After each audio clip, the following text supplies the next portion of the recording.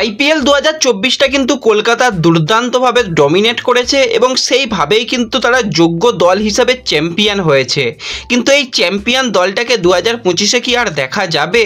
তাদের core team কোনটা ধরে রাখতে পারবে কলকাতা? তাদের মেন্টর হিসাবে গৌতম গম্ভীরকে কি দেখা যাবে, নাকি মেন্টর হিসাবে অন্য কাউকে দেখা যাবে? সেই নিয়ে কিন্তু বেশ কিছু বড় বড় আপডেট বেরিয়ে আসছে, সেগুলো শেয়ার করে নেব। কোন কোন প্লেয়ারদের কলকাতা রিটেন করতে চলেছে সেই নিয়েও আপডেট শেয়ার করে নেব আমরা এই ভিডিওতে। তাই ভিডিওটা শুরু থেকে শেষ পর্যন্ত দেখো, আর ভিডিও ভালো লাগলে সকলে একটা করে লাইক করে দিও। আর যারা চ্যানেলে প্রথমবারের জন্য এসেছো মনে করে চ্যানেলটাকে সাবস্ক্রাইব করে তার পাশের বেল আইকনটাকে অন করে রেখো, তাহলে তোমাদের প্রিয় দলের খেলার সমস্ত আপডেট তোমরা এখানে পেয়ে যাবে। তো চলো আর দেরি না করে ভিডিও শুরু করা যাক। প্রতিটা প্লেয়ারই কিন্তু কলকাতা দলের দুর্দান্ত খেলেছে, কিন্তু খেলার পিছনে যারা থাকে তারাও কিন্তু যথেষ্টভাবে দলটাকে সাপোর্ট করেছে এবং সেই রকম পরিকল্পনা করেই দলকে তৈরি করেছে। বিশেষত শাহরুখ খানের কথা বলতেই হয়, সে যেভাবে মেন্টর হিসেবে গৌতম গম্ভীরকে দলে নিয়ে এসেছিল এটা কিন্তু সবথেকে বড় মাস্টার স্ট্রোক কলকাতা দলের জন্য এবছরে ছিল। কারণ গৌতম গম্ভীর আসায় অনেক ইন্ডিয়ান প্লেয়াররা কিন্তু অনেক বেশি খুশি হয়েছিল।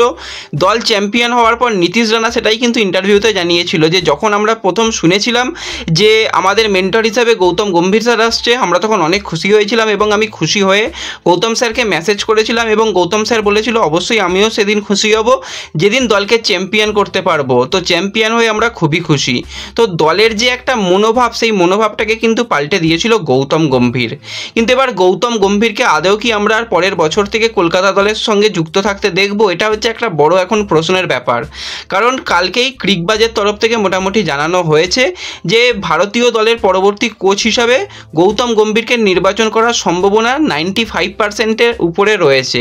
যদিও কিছু প্রসেস এখনও বাকি রয়েছে, সেগুলো আশা করি খুব তাড়াতাড়ি মিটে যাবে এবং পরবর্তী আমাদের ভারতীয় দলের কোচ হিসাবে কিন্তু গৌতম গম্ভীরকে দেখতে পাবো। তো সেক্ষেত্রে গৌতম গম্ভীরকে যদি আমরা ভারতীয় দলের কোচ হিসাবে দেখতে পাই, কলকাতা দলের মেন্টর কিন্তু আর গৌতম গম্ভীর থাকতে পারবেন না।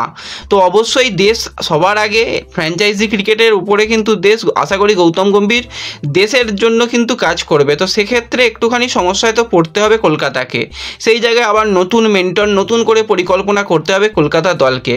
কিন্তু গৌতম গম্ভীর এখনও ডিসিশান নেয়নি। তো আশা করি কলকাতার যে একটা কোর দল সেটাকে গৌতম গম্ভীর তার পরিকল্পনা মতন তৈরি করে দিয়ে যাবে এবং চন্দ্রকান্ত পণ্ডিত তিনিও কিন্তু সফল কোচ, তার আন্ডারে কিন্তু কলকাতা দল পরবর্তী সময় যাতে ভালো খেলে তার ব্যবস্থা কিন্তু করে দিয়ে যাবে। এবার কয়েকটা দিনই হাতে সময় রয়েছে, তার মধ্যে কলকাতা কাদের রিটেন করতে পারবে সেই দিকে যদি আমরা তাকাই, তো গৌতম গম্ভীর বেশ কিছু প্লেয়ারকে কিন্তু অবশ্যই রিটেন করার জন্য কলকাতা ম্যানেজমেন্টকে জানাবে। তার মধ্যে আমরা অন্যান্য বছরে কি দেখতাম যে কলকাতা দলের খারাপ বোলিং, ইন্ডিয়ান যারা বোলার ছিল তাদের পারফরমেন্স জঘন্য হতো, কিন্তু এবছরে ইন্ডিয়ান প্লেয়ারদের বোলিং যারা করেছে পারফরমেন্স দুর্দান্ত হয়েছে। সে বরুণ চক্রবর্তী হোক বা যে কোনো বোলার হোক, হর্ষিত রানা, বৈভব আরোরাই হোক, প্রতিজন কিন্তু দলের জন্য খেলেছে এবং প্রতিজন কিন্তু নিজের পারফরমেন্সটা দুর্দান্ত করেছে।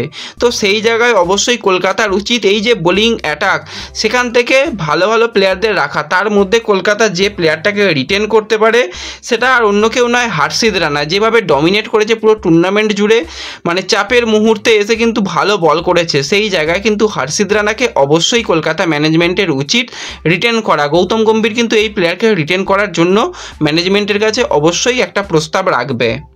এরপরে যে প্লেয়ারটাকে নিয়ে কথা বলতেই হয়, শ্রেয়াস আইয়ার এবছরে কামব্যাক করেছিল, কারণ গত বছরে ইনজুরির কারণে খেলতে পারেনি, কিন্তু এবছরে কামব্যাক করে দলকে চ্যাম্পিয়ন করেছে। তো অবশ্যই চ্যাম্পিয়ন ক্যাপ্টেনকে তো ধরে রাখতেই হবে, সে কিন্তু রিটেনশন হবে। এবং আমরা সবসময় দেখেছি বড় ম্যাচে কিন্তু বারবারই জ্বলে উঠতে দেখা গেছে সেখানে ভেঙ্কটেশ আইয়ারকে। তো ভেঙ্কটেশ আইয়ারকেও কিন্তু দলে রাখার সম্ভাবনা রয়েছে।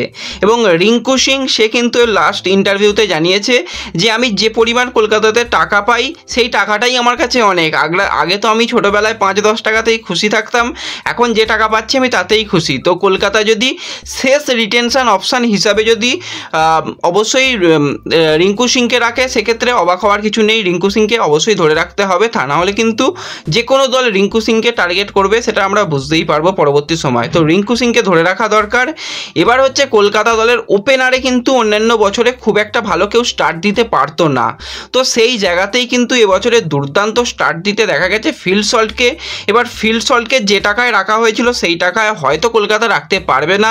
তাকে যদি কলকাতার সেকেন্ড রিটেনশন বা থার্ড রিটেনশনেও রাখে তাহলে কিন্তু ফিল সল্টকে রাখার সম্ভাবনা রয়েছে। তো দল চ্যাম্পিয়ন হওয়ার পর কিন্তু অবশ্যই শুভেচ্ছা জানিয়েছে কলকাতাকে এবং ভিডিও কলে দলের সঙ্গে সেলিব্রেশনও করতে দেখা গিয়েছিল ফিল সল্টকে। তো ফিল সল্টকে কারা কারা কলকাতা দলের রিটেনশন প্লেয়ার হিসাবে দেখতে চাও অবশ্যই কমেন্টে জানিও। তো এই 5 জনকে রাখার সম্ভাবনা বেশি। তো যদিও এখনও সংখ্যাটা জানা যায়নি কতজনকে রিটেন করা যাবে, সম্ভাবনা যতটা রয়েছে সেটা হচ্ছে 5 জন। আর আরও একজন সম্ভবত বাড়তে পারে, সেটা তো পরবর্তী সময়ই বোঝা যাবে। কিন্তু মোটামুটি এই দলটা থেকে এই 5 জন প্লেয়ারকে অবশ্যই রিটেন করা দরকার। এবার অনেকে বলবে সুনীল নারিন বা রাসেলের কথা। তো সুনীল নারিন বা রাসেলকে যদি ছেড়ে দিয়ে পরবর্তী সময় কিনতে পারবে, খুব একটা অসুবিধা হবে না। কিন্তু এই কোর দলটা যদি না ধরে রাখা যায় তাহলে কিন্তু কলকাতার সমস্যা হবে। ফিল সল্ট থাকলে উইকেট কিপার ব্যাটসম্যান কোনো রকম অসুবিধা নেই। আর যদি ক্যাপ্টেন শ্রেয়াস আইয়ার থাকছে, ভেঙ্কটেশ আইয়ারকে তো অবশ্যই কলকাতা রিটেন করবে। আর সেই জায়গায় বোলার হিসাবে কিন্তু হর্ষিত রানা। তো এই 5 জন প্লেয়ারকেই কিন্তু কলকাতার রাখা উচিত। তো তোমাদের মতে কোন কোন প্লেয়ারকে কলকাতার রাখা উচিত কমেন্টে জানিও।